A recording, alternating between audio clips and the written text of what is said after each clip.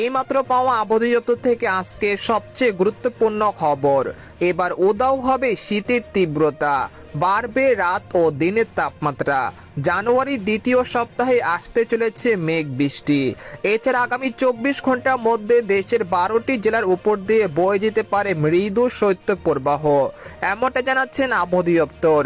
আজ ও আগামীকাল কোন কোন জেলার আবহাওয়া কেমন থাকতে পারে এ বিষয়ে কি বলছে আজকের আবহাওয়া রিপোর্টে জানিয়ে দিব। সম্পূর্ণ বিস্তারিত ভিডিওদের সঙ্গে থাকুন। আর আপনি কোন জেলা থেকে আমাদের আবহাওয়ার খবরটি দেখছেন অবশ্যই কমেন্ট করে জানিয়ে দিবেন। আর সবার আগে সর্বপ্রথম সঠিক আবহাওয়ার খবর জানতে আমার চ্যানেলটিকে সাবস্ক্রাইব করে রাখুন। এবার জেনে নিন এক নজরে। ভোরের ঘন কুয়াশা আর হাড় কাঁপানো হিমেল হাওয়ায় শীতের তীব্রতা বাড়ছে সারা দেশে। সাত সকালে কুয়াশা ভেদ করে সূর্যের দেখা মিললেও নেই তেমন সূর্যের তীব্রতা। এই অবস্থায় আবহাওয়া দপ্তর থেকে মিলছে দুঃসংবাদ। আজ থেকে আগামী 6 জানুয়ারি পর্যন্ত দেশের বিভিন্ন অঞ্চলের উপর দিয়ে বয়ে যেতে পারে মৃদু থেকে মাঝারি ধরনের শৈত্যপ্রবাহ। সেই সাথে দেশের কয়েকটি জেলাতে দেখা মিলতে পারে তীব্র ঘন কুয়াশা বেল্ট বলে জানিয়েছেন আবহাওয়াবিদরা।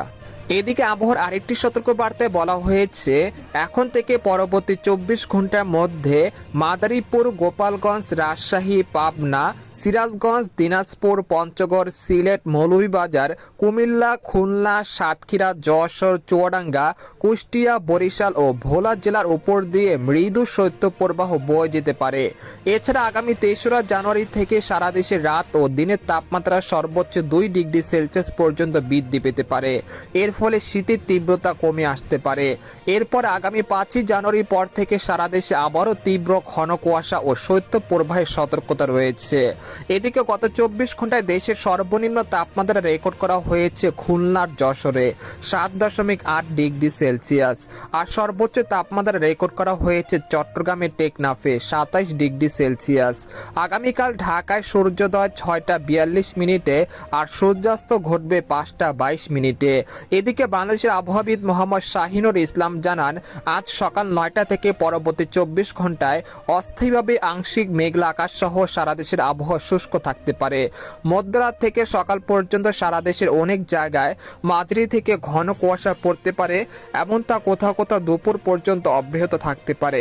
ঘন কুয়াশার কারণে বিমান চলাচল, অভ্যন্তরীণ নৌ পরিবহন এবং সড়ক যোগাযোগের ব্যবস্থা সাময়িকভাবে ব্যাহত হতে পারে। এই সময় সারা দেশে রাতের তাপমাত্রা সামান্য বাড়তে পারে এবং দিনের তাপমাত্রা 1 থেকে 2 ডিগ্রি সেলসিয়াস বাড়তে পারে। তো এই ছিল খবর। এরকম ইন্টারেস্টিং খবর জানতে আমাদের সাথেই থাকুন। ধন্যবাদ।